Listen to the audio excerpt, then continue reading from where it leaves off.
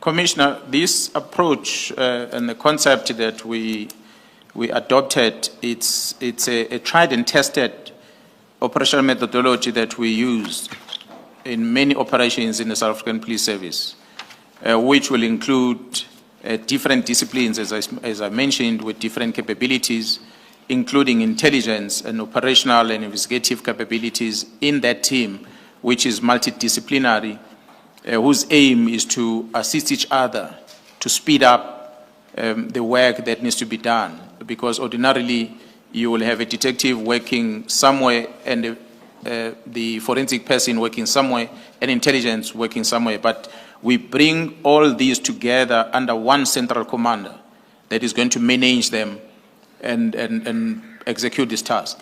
We then establish a command structure of that task team. And the command structure that is going to focus on the execution of the task.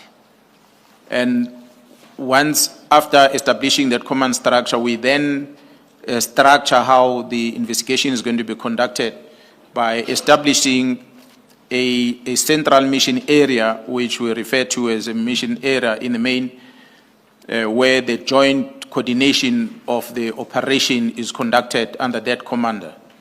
And then which in this case will have been at the provincial office where I was seated. From there, we will then establish a tactical operational areas, tactical joint operational centers, which are then located in different parts of the province that are going to focus on operational activities in that specific area, and then they will report and come and account to the mission area operational center as they execute their task. As I said, there will be an intelligence gathering, there will be analysis of the information, and then operational coordination, which will also include the investigation, as I said, and as well as the combat that will protect the investigators that are working with them. So it's a team that will be self-sufficient as they work. If a typical example, Commissioner, will have expert from forensic in that team, that as and when they found evidence, for instance, a firearm in the crime scene, they don't have to send it to forensic and leave it like that. They know the workings of the forensic, so they will go in there and be able to engage with their colleague to speed up the process of that analysis. Not necessarily that at times they do it themselves, but they will engage with their colleagues because they have access into forensic, unlike a detective who will put it in the reception area and wait until he's told. But the forensic people that are in the team, they've got access to forensic service. They know their colleagues, so they make it easier to speed up the process. And then access to some intelligence resources that we need, because it's allocated there and they are able to perform the work that they're supposed to do with speed, and then be able to engage with the prosecutors that are going to help them guide the investigation from the start to speed up the process, that you don't investigate and you finish and you think you're ready for trial. You go to the prosecutor and you start querying some things on the docket. You work with the prosecutor as you develop this investigation.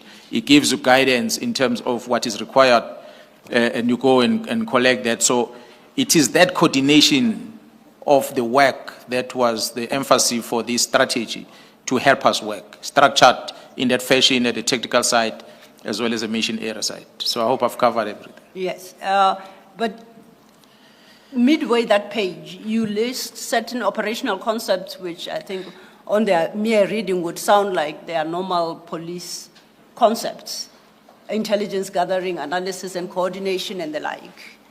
What about this particular task team was peculiar as compared to the previous regarding an approach to these concepts?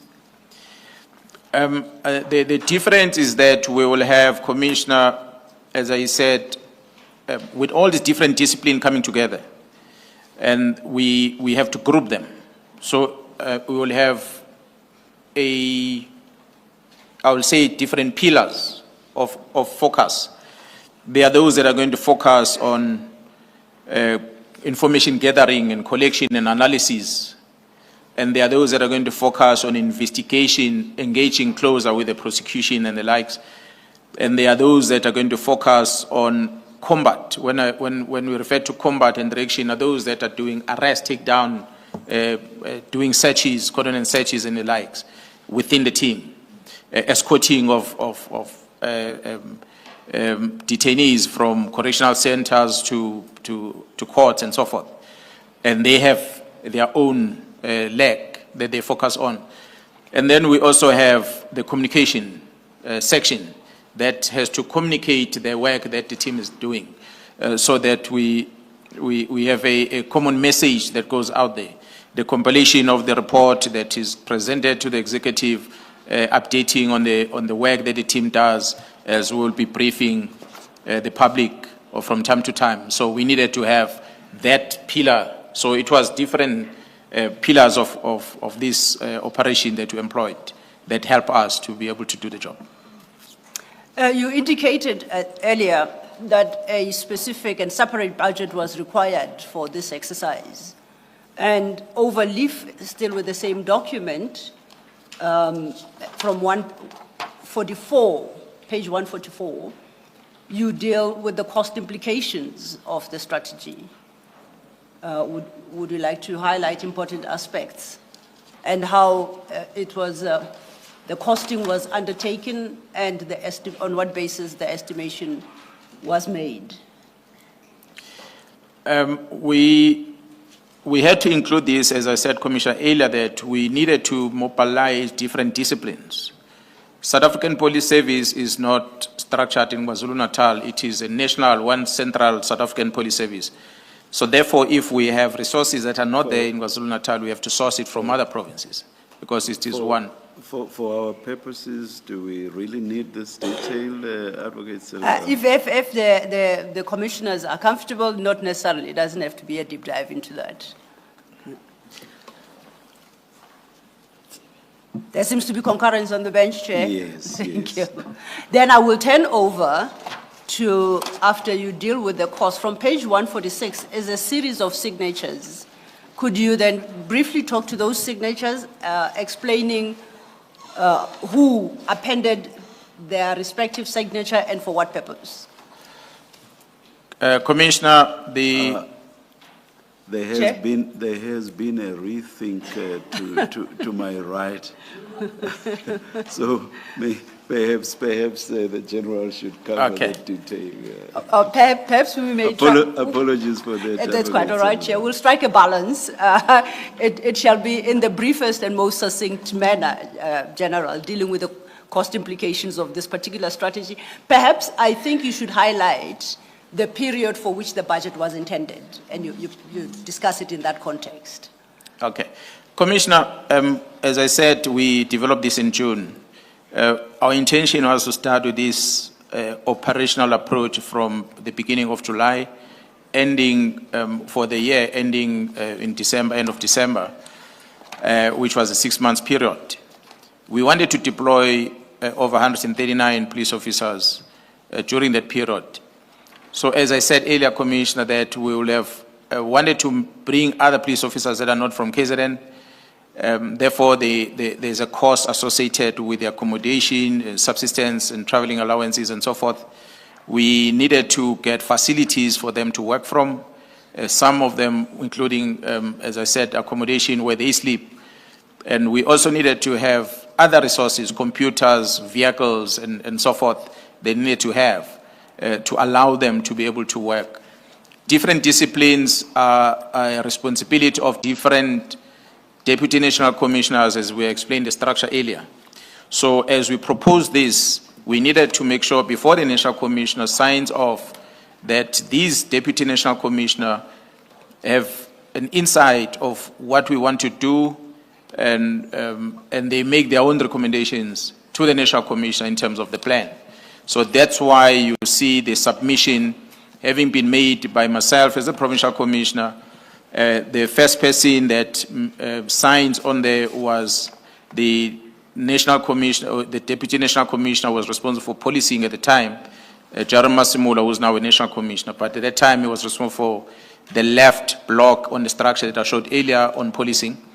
And the next one that signs off was a Deputy National Commissioner, Lieutenant General Zumane, who was responsible for the middle block, which is in investigation of the police. He recommended that. And the third person that signed was the head of the DPCI, the national head of the Directorate of Priority Crime Investigation. At the time, the Lieutenant General Sibia, who was in that position, had signed and recommended the same.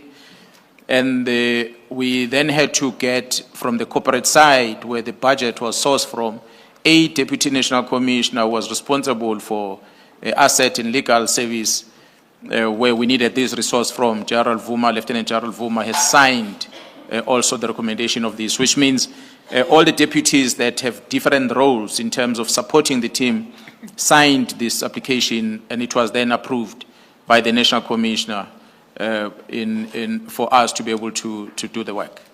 And if I can take you to page 146, under item 7, you have listed 2 recommendations.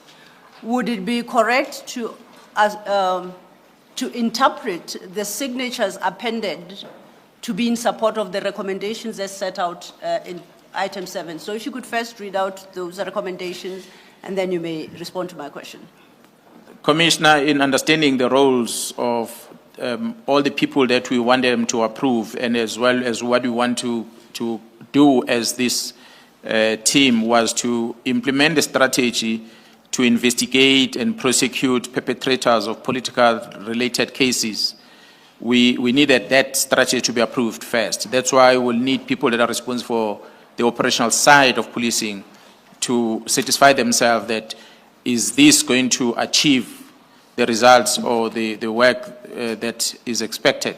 So that was the first recommendation, where we were focusing mainly on the operational side. We're requesting the strategy to be approved to investigate and make sure that there's a prosecution. The second recommendation was for the project to be approved and funded from the national budget on the estimated total cost that is reflected to be managed at the province of KwaZulu-Natal. So we were asking, because we understood as a provincial commissioner that there is a budget dedicated, allocated by the CFO for policing in the province, which is already prioritized for police stations to service the communities out there. So this is a project that we are proposing on the side. That's why we asked that the national office allocate a budget specific for that, so that we don't interfere with the operational budget. So the approval as a result and the allocation of the budget came as a result of these recommendations that we made.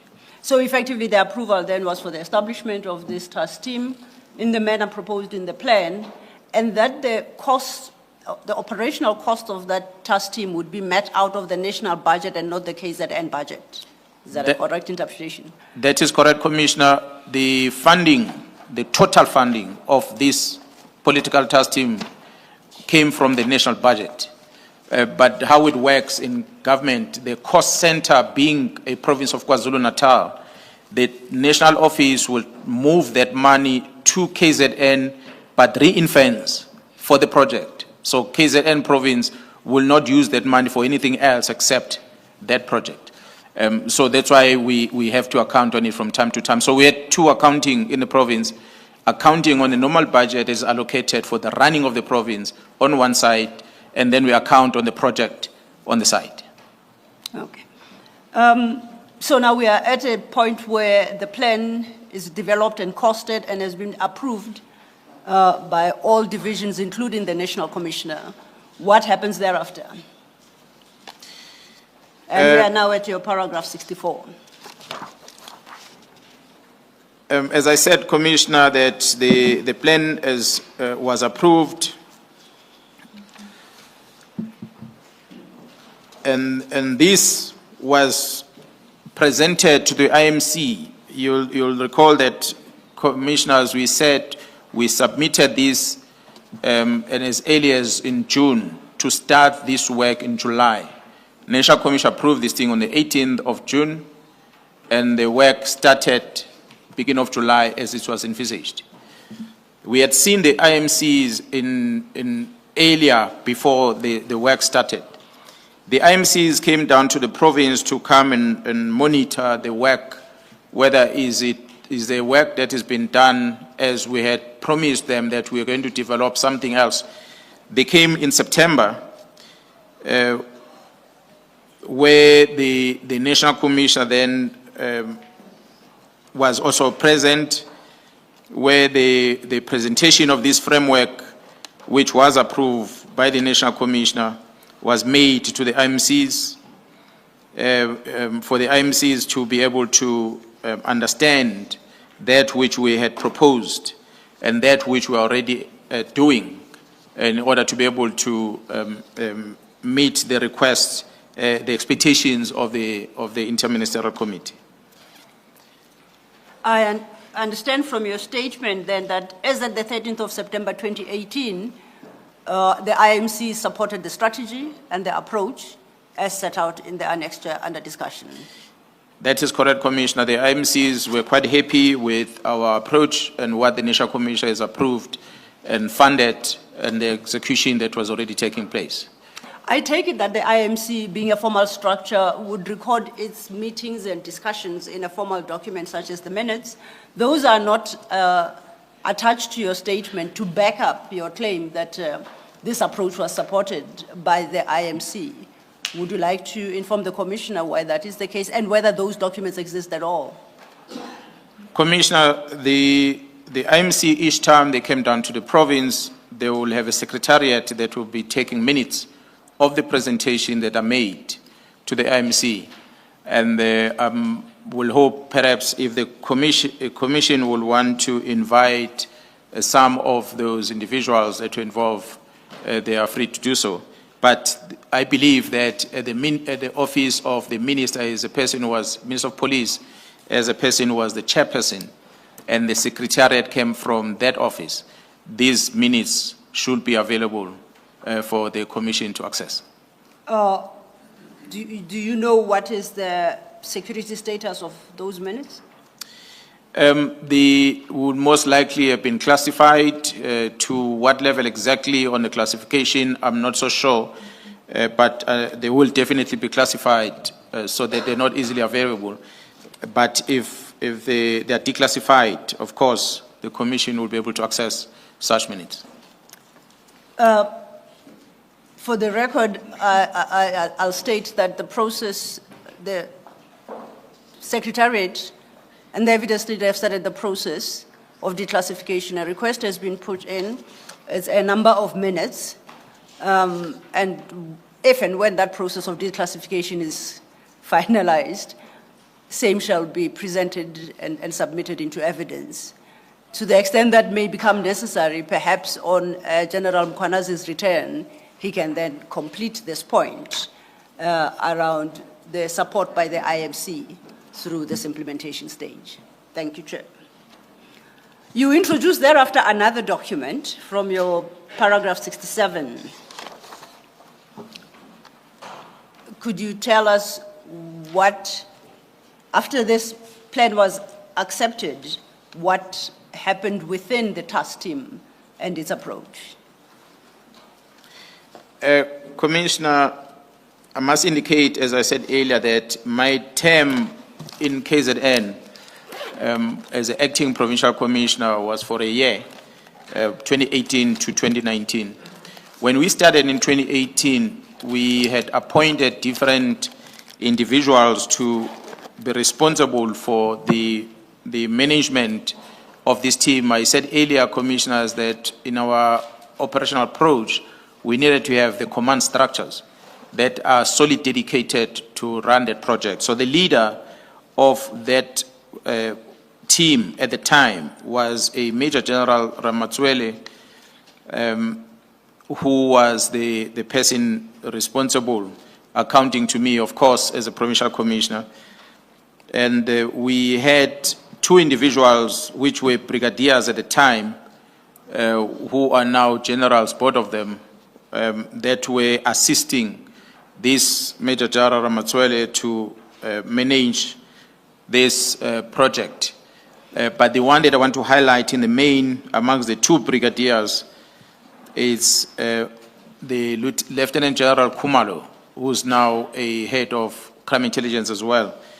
At the time, he was a brigadier when this team started, and he was appointed as a project leader and a coordinator of this team, with his expertise of coordination of operation that he was a post he was occupying at the national level at the time. He was appointed to also coordinate this specific team at the time under the leadership of Major General Matswele.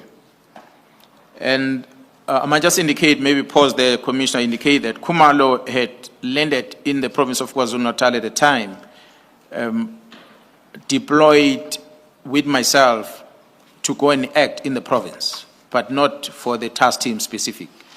So, but when this reconfiguration or the strategy was developed for the team, he was then assigned to be part of that team when he started. So he was playing his role under leadership of Major General Matswele, and subsequent to that, Major General retired. And then Khumalo, at the time, had been promoted to a rank of Major General.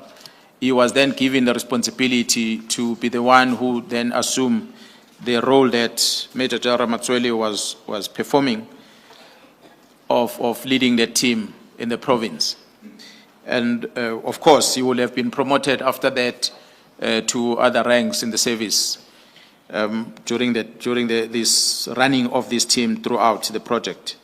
But in all that, I remain responsible for the work of this political task team, despite the fact that in 2019 I will have moved to the head office, but I still had the responsibility over the work the team was doing. So Khumalo is currently a divisional commissioner at crime intelligence, but he still had that responsibility given to him to oversee and coordinate the work of this team.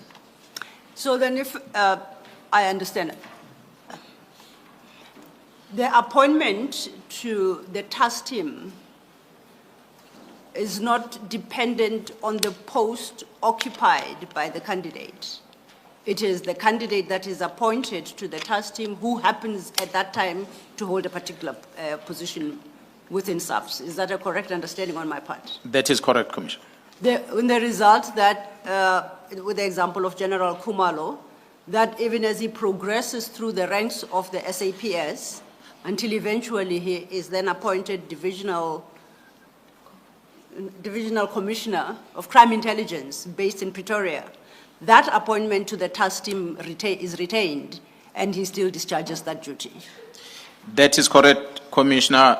That is the workings of the South African Police Service, that you are given different roles while you are occupying your post.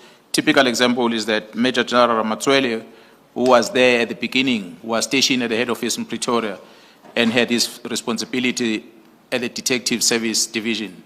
They were still carrying out the task while also managing the team on the ground. And the comprehensive strategy you reference, you have marked MK5 in your statement at paragraph 67. MK5 appears from page 150 of your file 2. You say at 150, it's a summary of the strategy, is that correct? The comprehensive strategy, as you term it. That is correct. And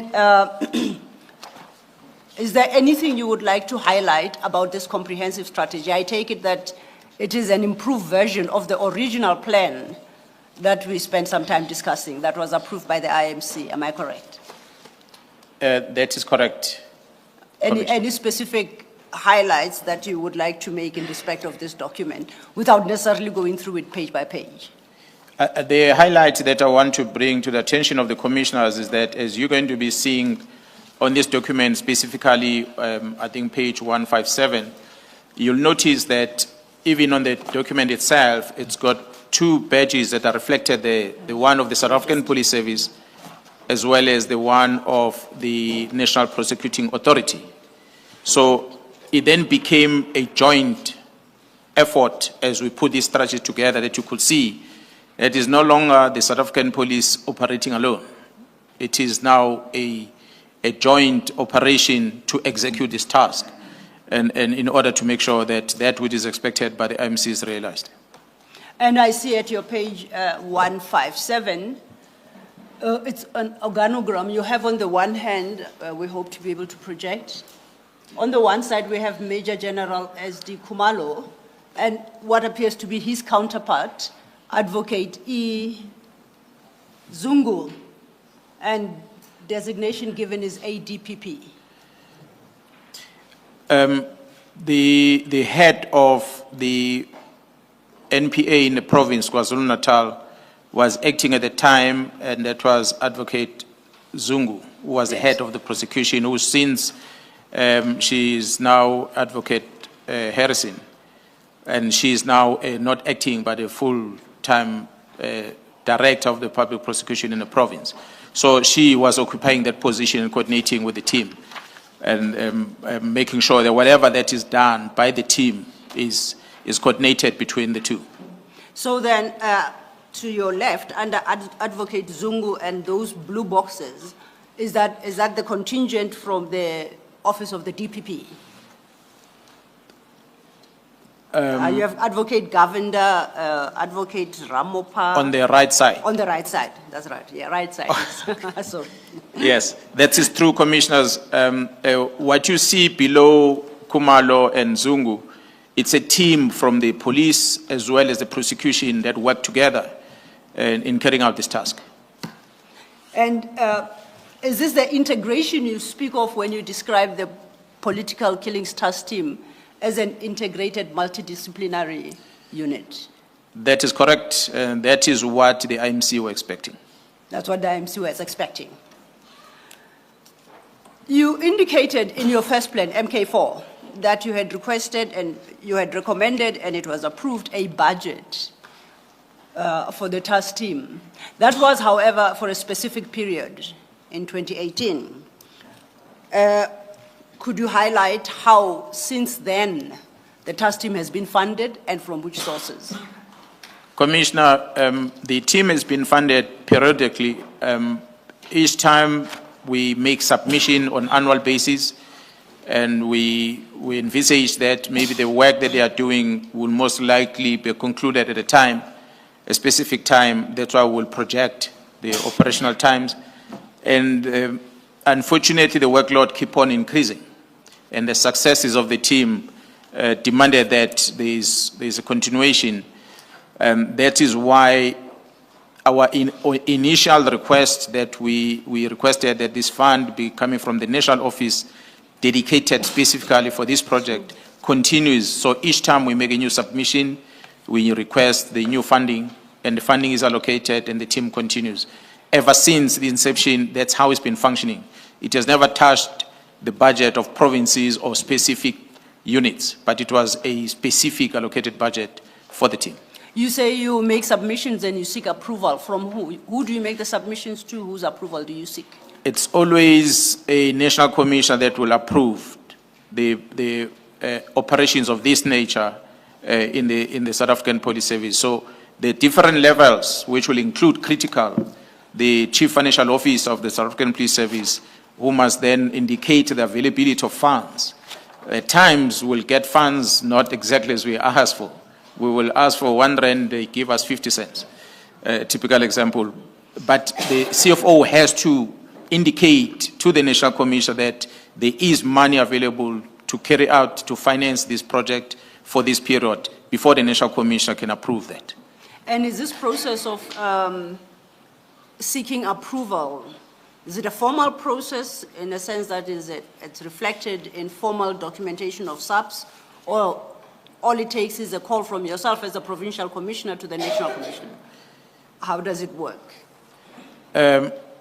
Commissioners, state money has to be accounted for. So we have to follow a formal process to do this. That's why when we make a submission and the budget is allocated, we'll have started in the middle of the year. We did not foresee what we're going to need in the following year. But as the years progresses, we are able to project that in the following year, we're going to need X amount of money for this. We make a submission. And when the budget is allocated by the CFO, it's going to be declared in the books of the organization. as we present before the oversight committees, be it Auditor General of South Africa or the Parliament, they get to know that the specific budget allocated for this project and the outcome of the project is also presented to those structures in order to justify the money spent. So is it your point that there is a written record that can be obtained for all the approvals sought and granted and the budgets allocated for the task team in each successive year? That is correct, Commissioner. Turning then to page 26 of your statement at paragraph 21, you talk about the concept of formation of task teams and how that is normal within the South African Police Services. Could you briefly put us through that? Commissioner, the establishment of the task team within the South African Police Service, it's a normal operational response that we employ in order to address a specific issue or challenge that we experience in the country. And these task teams are constituted at the provincial level by the discretion of the provincial commissioner, and some of them are initiated in the national level by the discretion and approval of the national commissioner. Political Killings Task Team is one of many of such projects-based interventions that we employed in the South African Police Service. I might indicate that we have 11 of them at a national level that I can make a reference to. Political Task Team is one of those projects. There are many others, of which some of them are predating the date when the task team started, that have been in existence in the South African Police Service. Operating in different provinces include Gauteng, Western Cape, Eastern Cape, Mpumalanga, Limpopo, as well as one that is running across all provinces, which is coordinated at national level. You draw a distinction between what you say is a task team established at provincial level, and you distinguish that from the 11, which you term national priority intervention operations, of which the task team is one. What is the difference between the two categories? The provincial and national? No, between this national priority intervention operations, of which the task team is one, and the other task teams established within the various provinces. In the main, largely, Commissioner, as I said, they are established in order to address a specific problem. What we see in the main is that those that are established at the provincial level don't have a budget. They work from the operational budget that is within the province. There's no specific allocation budget for those. But the ones that are established at the national level will form the priorities of addressing a specific problem in the country, which might be confined to a specific province. And therefore, the national level intervenes, and in majority of the time, or largely, there is funding that comes from the national level for these type of projects. Largely because these national projects will include police officers that are coming from the length and breadth of the country to go to a specific area where the problem exists. So if the problem is here in Gauteng, it might require the mobilization of resources from other provinces to come into Gauteng and work with the Gauteng. That's why the budget has to be made available for that purpose. But one in the provincial level, most likely going to work from home. So you just drive, instead of going to one station, you go to another, you do the work, you go and sleep at home after that. So the one at provincial level does not necessarily have any financial implications. Okay. In the next few paragraphs, you deal with aspects you have already covered, including the organogram within the task team and the coordinating structure. At page 29, that is the structure we had on the wall. That is the prevailing structure as we speak today. That is correct. That is what the team is using currently. You deal from page 30 with the fact that the political killings task team, my apologies, operates in KwaZulu-Natal and at paragraph 83. say it operates at KwaZulu-Natal and the Eastern Cape under General Khumalo's supervision and directed by the National Steering Committee, the IMC, and the President. Now, one, could you explain what you mean by the first statement that it operates in KwaZulu-Natal and Eastern Cape, if you said its original mandate was to address the political killings within KwaZulu-Natal? General, before you respond, have you explained to us what the National Steering Committee is? If you have, please forgive me, just repeat what that is. Commissioner, thank you. If I invite you again to number 80 on my statement that shows the structure, that there is a steering committee that is reflected there. The steering committee, it's a coordination structure that looks at the performance of the team. And this one that is reflected here is at the provincial level. So which means the people who are not necessarily part of the day-to-day operation will come and receive presentation and assess the work that the team is doing and be able to guide if there's areas or challenges that the team is experiencing.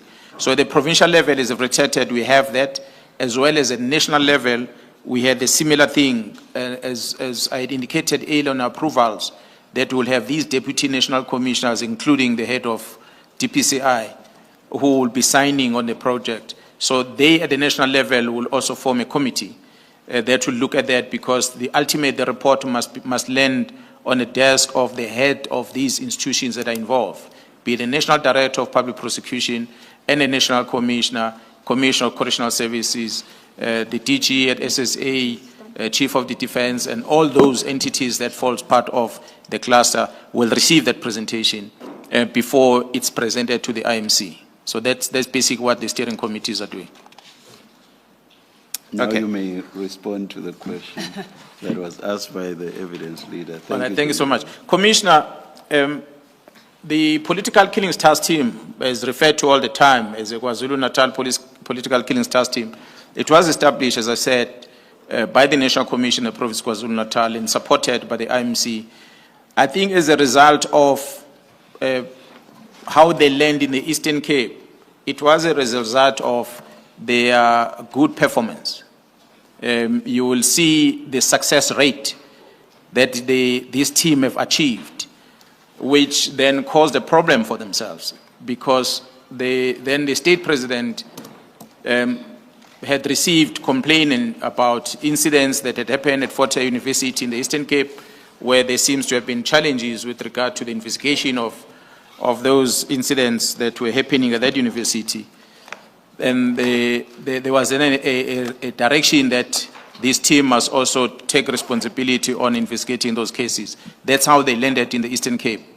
Sorry to interrupt again. At the end of paragraph 93, you actually do make the point about the success of the task team. The last sentence reads, the PKTT thus has a demonstrably unmatched success rate. What I'm interested in is this: what is the comparator? One can only meaningfully talk of unmatched success if there is a stated norm or comparator. What's that comparator? Commissioner, I will not necessarily be able to give the figures at this present moment, but the detection rate as prescribed has a standard that is set, which is a performance target, that both the police investigation in terms of detection rate for the successful prosecution is measured. It appears in our books that we present, which is managed under detective services. And then also the success rate within the NPA themselves, they've got their own measurement target that they have as a department that they account for in terms of their annual performance plan that they throw and present to Parliament every year. So combine the two when you look at how the team performed both on investigation and detection, successful prosecution, as well as you compare that with a normal investigation work that is done and prosecution that is done by the NPA in courts. And this one, detection and prosecution rate, success is higher. We can make those available to the commissioner, so we're able to draw comparison. Thank you, Chair. I stopped you mid-sentence, General, so you may continue where you were. Yeah, I realize Yes, that the commissioners have read this statement, so it's, and in fact, because the chair jumped a couple of pages ahead to your Apologies. conclusion. So yes, I agree with you. Apologies, It's demonstrative of that. But then if we could take a step back. yes. The issue we're dealing with was that you indicate that this political killings task team was established to deal with political killings in KZN. At your paragraph 83, you then suggest that it currently operates in both KZN and the Eastern Cape. And I wanted to understand how that came about.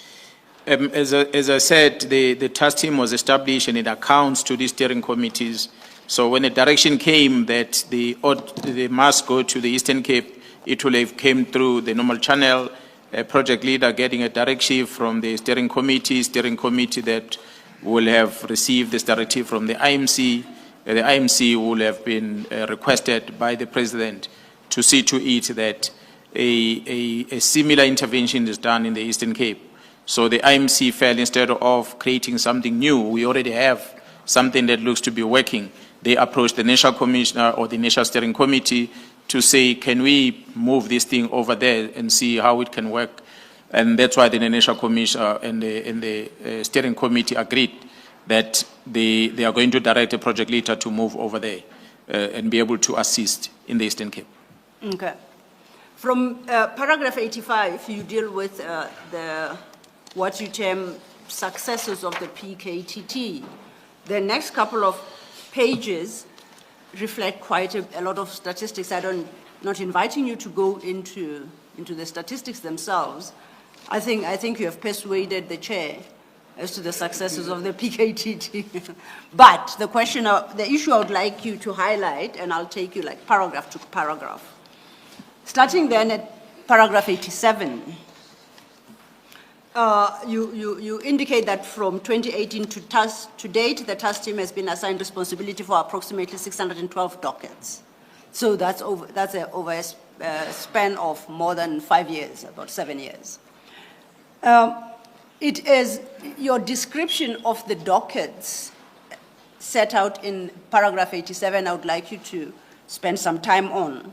You indicate that this includes 333 dockets concerning politically related cases. I think by now we are clear what that could be, like the political killings in KZN. You then say there are 90 parallel cases. Could you explain to us the concept of parallel cases? The parallel cases, Commissioner, will be cases that are of a high profile that might not necessarily meet the criteria that have been laid out on what the team must focus on. However, they might be of such an significant to the province, largely, for us to have a focused investigation on those cases. When the team started, we drew up the category of cases that the team must deal with. Largely were cases that were related to the political killings. But because we understood from the Moran Commission that the motive for these killings in the main were tenders. So, and the people that were affected in the main are the municipal managers, the CFOs or municipalities, and as well as different departments within the provincial government that end up being exposed in these matters because they are not awarding a tender to the place where some people are expecting them to send it to, which might be politically driven. And you will find that while we are pursuing that, maybe the family relatives of such individuals, they become victims themselves. Typical example, if the the CFO or the municipal manager relative is kidnapped, or the family is attacked, and they were thinking that they are attacking the political leader or the CFO or municipal manager, but maybe they attack his family and he's not there at the time. We can see as a province that this looks like was directed at this person, and this person is protected by the work of this team, but the relative is not. But we can see this attack was aimed at getting to this person, so we take that docket and it becomes a parallel docket because it's not listed, that individual who's a victim is not listed as one of the priority people that we must focus on. But because of the sheer involvement of those people in the work that a specific person that we're supposed to be protecting is affected, then we take those and they become parallel. Then can you distinguish that from what you call ad hoc? Because Ad another hoc, category yeah. is ad hoc cases. Then the ad hoc cases will be some cases that are. No, I'm Commissioner. You'll pardon me. I mixed the two. The parallel cases, ad hoc cases, the one I'm talking about, ad hoc. That would be someone related to the person we're looking for, or we're supposed to protect. That is ad hoc. My bad. My apologies for that. Parallel cases, Commissioner, will be a case where a typical example, we're going to find a firearm that is used to murder or attack a high-profile individual who is a political figure or who's within the category of the cases that we're supposed to investigate. But when we take that firearm to forensic for analysis, you discover that that firearm is also linked to other matters that have got nothing to do with this case. Typical example could be a death of a school principal somewhere over something that is unrelated to what we're investigating.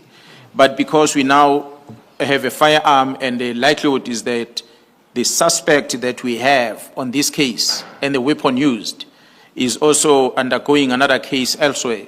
So we want to bring that case into this team so that we are able to manage both of these cases. Otherwise, there might be conflict of court dates on both sides that will frustrate the work of the team. So we then bring those ad hoc cases that come on board. That is one angle of ad hoc. We have other ad hocs, Commissioner, as police officers go about your policing business where members will be moving from point A to point B and they see a suspicious vehicle. They will stop that vehicle and upon searching the car, they will find illicit goods inside, illegal firearms and so forth, and they effect arrest. So they carry that docket as well. Not necessarily it was part of their plan, but by default because they managed to deal with it. And sometimes they might get critical information that is urgent for them to attend to, and they attend to that, and it produces a docket. So those become part of ad hoc. That's why you see, even on the number, those ad hoc become many as compared to parallel. Parallel, as I said, they are more closer to the cases that are a priority of the team. Thank you, General. Chair, Commissioners, the rest of the paragraphs following up to the paragraph that the Chair highlighted, where the PKTT claims unmatched success, 93. These are the specific of the statistics. I do not intend to go through those unless there are questions from the Commissioners, but the statistics are set out in those paragraphs.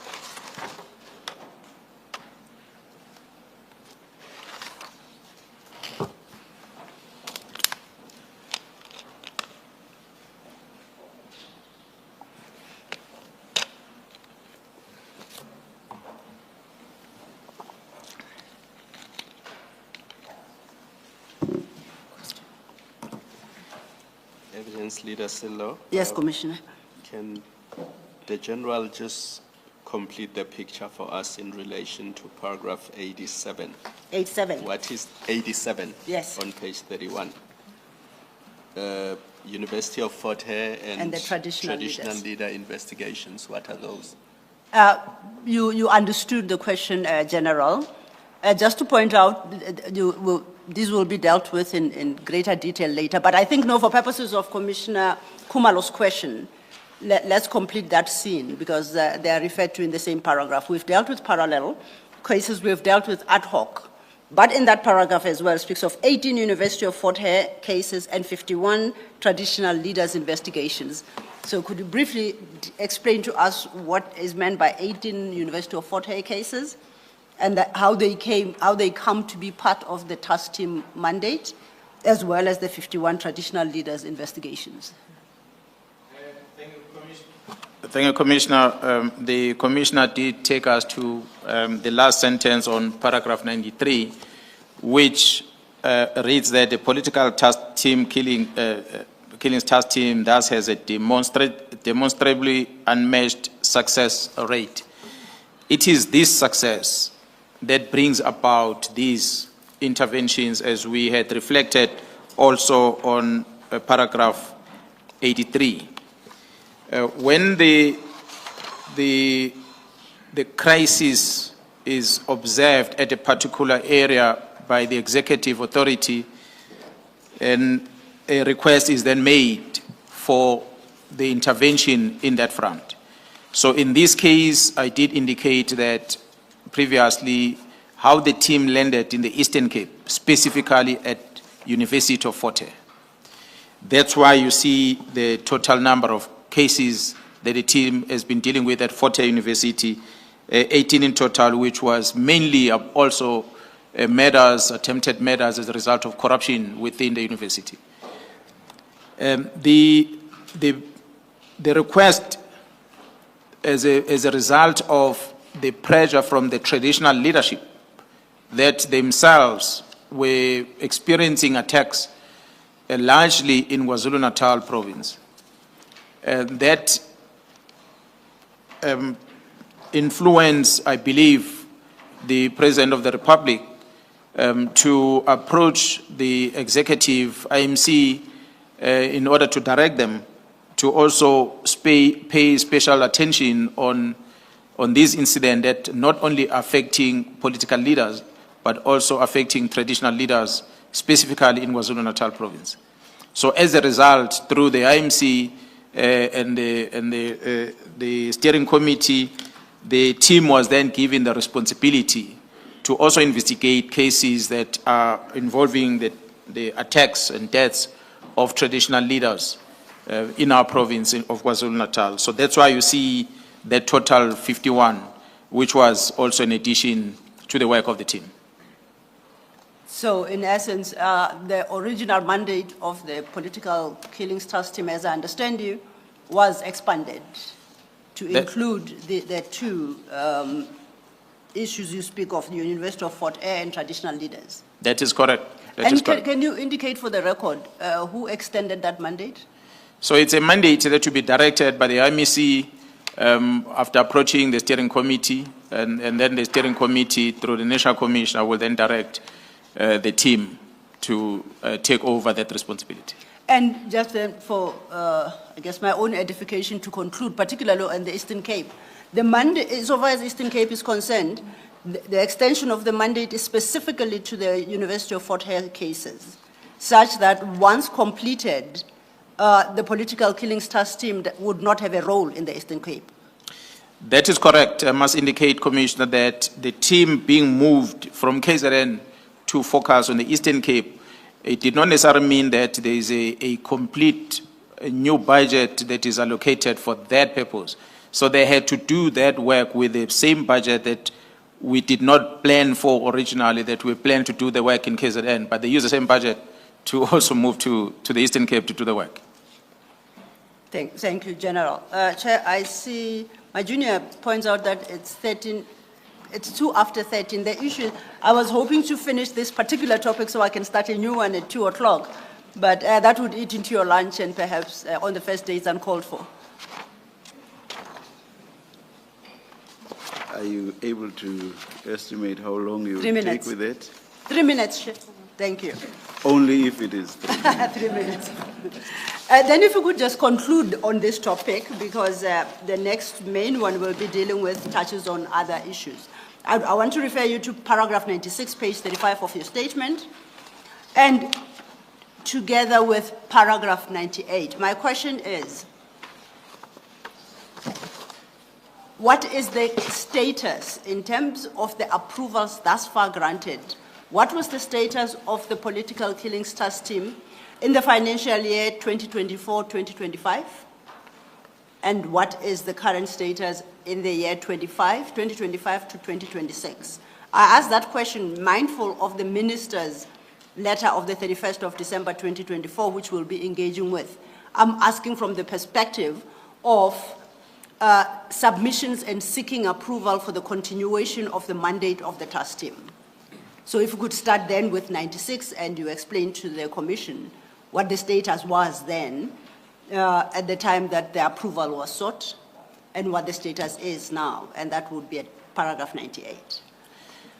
Commissioner, as I alluded to before, that the offices of the Deputy National Commissioners also engages on recommending the approval of the work of the team.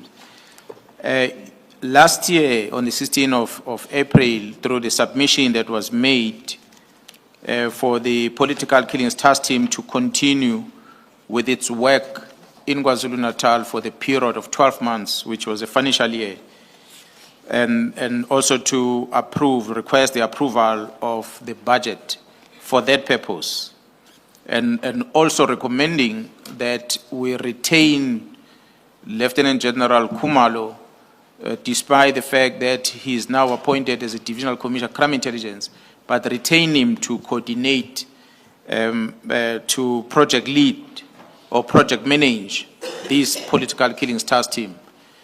And that submission went to the National Commissioner, of course, via different levels within the National Office, of which one of them that I want to highlight, that the Deputy National Commissioner, Lieutenant General Sibia, who is currently the Deputy National Commissioner of Crime Detection, received this submission, and he recommended the deployment of, or the continuing deployment of this team and the funding thereof, as well as the approval, recommendation for the approval of Lieutenant General Khumalo to be a project manager for this team for the period 2024 to 2025.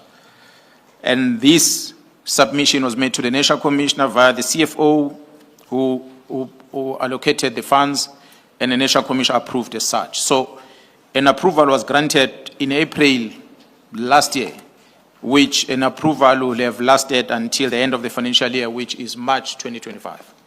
So that's what has happened in the previous year. And just to complete perhaps that point, because you do refer to the document at paragraph 96, MK6, it's a document appearing at page 171 of the bundle. And I would like just quickly refer you to page 174 thereof. Again, it's that signature page, an overleaf culminating in, I think, the National Commissioner's signature. Is that the document that you say reflects Lieutenant General Sibia's signature in support of the continuation of the task team for the financial year 2024-2025? That is correct, Commissioner. The signatures sitting on that page is that one of the project manager, Lieutenant General Khumalo, Lieutenant General Sibia is the Deputy National Commissioner of Crime Detection, as well as CFO, who's the Lieutenant General Timpane of the service. And lastly, then, I referred you to paragraph 98, and now that deals with the year 2025-2026. Just to make the point, we don't have to discuss it, that you indicate that it would appear from the document that funds are available for continuation, but final approval is still awaited from the National Commissioner for the 2025-2026 year. That is correct, Commissioner. I must indicate that the 2024-2025 was for a financial year. Financial year ended in March 2025. April, May, and June, the National Commissioner had approved the task team to continue its work, albeit a reduced scale. So they remained on deployment doing the work during that 3 months that, which preceded the expiry of the financial year. After that, on the 23rd of July, there was a new submission this year to the National Commissioner requesting an approval of the fund for the extended period, not for the few months. The one of April, May, June was only for a few months, but we requested an extension of a longer period, which is going to end next year, the end of the financial year. That request that was submitted to the National Commissioner requesting that further extension, as well as made a submission also to the CFO. Approval has been granted by the National, the approval of this work of the team has been granted by the National Commissioner. The team is now fully deployed to do the work.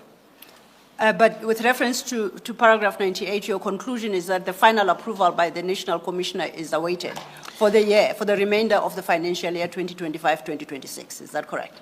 Yeah, the final approval by the National Commissioner was awaited on completion of the statement. Commissioner, remember, I'm confined to this, Okay. but because I'm a police officer, part of the operation, I'm now privy to the fact that there is financial indication also that was done by CFO on the budget that can be made available to allow us to continue with the work. So we may make the note that for 2025-26 financial year, it's also approved, the continuation of the task team. Yes, sir. Thank you. Thank you, Chair. I ate into your lunch. I complete that part of the testimony. Thank you. Thank you, General. Thank you, Advocate Sololo. Let us resume. Let us resume at 2 p.m.